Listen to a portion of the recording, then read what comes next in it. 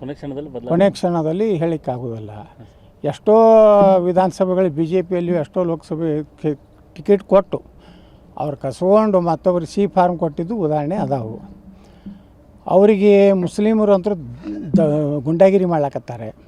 ನಮ್ಮ ಕೊಡದೇ ಇದ್ದರೆ ನೋಡ್ತೀವಿ, ಚಾಲೆಂಜ್ ಮಾಡ್ತಾರೆ. ಇದು ನೋಡಿದ್ರೆ ಮುಸ್ಲಿಮರು ಇಷ್ಟೇ ಕಡಿಮೆ ಅದಾರಂದರೆ ಈ ರೀತಿ ರಾಜ್ಯದಲ್ಲಿ ದೇಶದಲ್ಲಿ ಅವರು ಧಮಕಿ ಕೊಡ್ತಾರೆ. ಇನ್ನು ಅವ್ರು 40-50% ಆದರೆ ಹಿಂದೂಗಳು ಯಾರೂ MLA MP ಆಗೋದಿಲ್ಲ. ಸಿದ್ದರಾಮಯ್ಯನೂ ಆಗೋದಿಲ್ಲ, ಡಿ ಕೆ ಶಿವಕುಮಾರ್ನೂ MLA ಆಗೋದಿಲ್ಲ. ಯಾಕಂದ್ರೆ 40% ಆದಾಗ ಈ ಸಿದ್ದರಾಮಯ್ಯನೇ ಯಾಕೆ ಕೇಳ್ತಾರೆ? ಜಮೀರ್ ಅಹ್ಮದ್ ಖಾನ್ನೇ ಮುಖ್ಯಮಂತ್ರಿ ಆಗ್ತಾನೆ. ಈ ಪರಿಸ್ಥಿತಿ ಇದೆ. ದಾವಣಗೆರೆಗೆ ನಾವು ಜನ ಹಿಂದೂಗಳು ಜಾಗೃತರಾಗಬೇಕು. ದಾವಣಗೆರೆ ಒಳಗೆ ಅವ್ರ ಪುಂಡಾಟಿಕೆ ಏನು ನಡೆದಿಲ್ಲ, ಅಹಿಂದ ಕೊಡೋತ್ತಾರ. ಅಹಿಂದ ಅಂದ್ರೆ ಅವ್ರು ಸಾಬ್ರ ಅಟ್ಟೆ ಅಲ್ಲಿ ಹಾಲು ಮತದವ್ರು ಕೊಡಬೇಕು. ಉಳ್ಕಿದ ಅಲ್ಪಸಂಖ್ಯಾತರು ಕ್ರಿಶ್ಚಿಯನ್ರು ಅದಾರೆ, ಜೈನರು ಅದಾರೆ, ಸಿಖ್ರು ಅದಾರೆ, ದಲಿತರೊಳಗೆ ಅದಾರೆ. ಅಂದರೆ ಅವ್ರಿಗೆಲ್ಲ ಕೂಡಿ ಅವ್ರಿಗೆ ಇಡೀ ಹಿಂದೂ ಸಮಾಜ ಓಟ್ ಹಾಕೋದಿಲ್ಲ. ಈಗ ಜನ ನಮ್ಮಲ್ಲಿ ಜಾಗೃತ ಆಗಿದ್ದಾರೆ.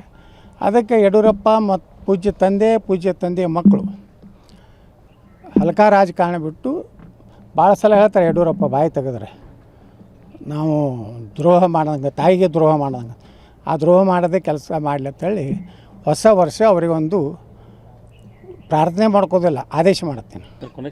ಕೊನೆ ಕ್ಷಣದಲ್ಲಿ ಹೇಳಿಕ್ಕಾಗೋದಿಲ್ಲ. ಎಷ್ಟೋ ವಿಧಾನಸಭೆಗಳು ಬಿ ಜೆ ಪಿಯಲ್ಲಿ ಎಷ್ಟೋ ಲೋಕಸಭೆ ಟಿಕೆಟ್ ಕೊಟ್ಟು ಅವ್ರು ಕಸ್ಕೊಂಡು ಮತ್ತೊಬ್ಬರು ಸಿ ಫಾರ್ಮ್ ಕೊಟ್ಟಿದ್ದು ಉದಾಹರಣೆ ಅದಾವು. ಅವರಿಗೆ ಮುಸ್ಲಿಮರು ಅಂತೂ ಗುಂಡಾಗಿರಿ ಮಾಡ್ಲಾಕತ್ತಾರೆ. ನಮ್ಮ ಕೊಡದೇ ಇದ್ದರೆ ನೋಡ್ತೀವಿ, ಚಾಲೆಂಜ್ ಮಾಡ್ತಾರೆ.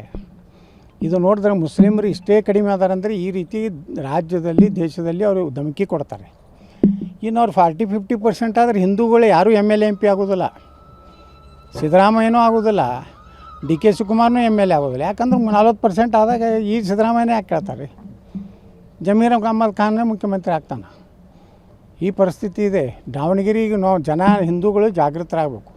ದಾವಣಗೆರೆ ಒಳಗೆ ಅವ್ರ ಪುಂಡಾಟಿಕೆ ಏನು ನಡೆದಿಲ್ಲ, ಅಹಿಂದ ಕೊಡೋತ್ತಾರ. ಅಹಿಂದ ಅಂದ್ರೆ ಅವ್ರು ಸಾಬ್ರ ಅಟ್ಟೆ ಅಲ್ಲಿ ಹಾಲು ಮತದವ್ರು ಕೊಡಬೇಕು. ಉಳ್ಕಿದ ಅಲ್ಪಸಂಖ್ಯಾತರು ಕ್ರಿಶ್ಚಿಯನ್ರು ಅದಾರೆ, ಜೈನರು ಅದಾರೆ, ಸಿಖ್ರು ಅದಾರೆ, ದಲಿತರೊಳಗೆ ಅದಾರೆ. ಅಂದರೆ ಅವ್ರಿಗೆಲ್ಲ ಕೂಡಿ ಅವ್ರಿಗೆ ಇಡೀ ಹಿಂದೂ ಸಮಾಜ ಓಟ್ ಹಾಕೋದಿಲ್ಲ. ಈಗ ಜನ ನಮ್ಮಲ್ಲಿ ಜಾಗೃತ ಆಗಿದ್ದಾರೆ. ಅದಕ್ಕೆ ಯಡಿಯೂರಪ್ಪ ಮತ್ತು ಪೂಜ್ಯ ತಂದೆಯ ಮಕ್ಕಳು ಹಲ್ಕ ರಾಜಕಾರಣ ಬಿಟ್ಟು ಭಾಳ ಸಲ ಹೇಳ್ತಾರೆ. ಯಡಿಯೂರಪ್ಪ ಬಾಯಿ ತೆಗೆದ್ರೆ ನಾವು ದ್ರೋಹ ಮಾಡ್ದಂಗೆ, ತಾಯಿಗೆ ದ್ರೋಹ ಮಾಡ್ದಂಗೆ, ಆ ದ್ರೋಹ ಮಾಡೋದೇ ಕೆಲಸ ಮಾಡಲಿ ಅಂತೇಳಿ ಹೊಸ ವರ್ಷ ಅವರಿಗೊಂದು ಪ್ರಾರ್ಥನೆ ಮಾಡ್ಕೋದಿಲ್ಲ, ಆದೇಶ ಮಾಡ್ತೀನಿ.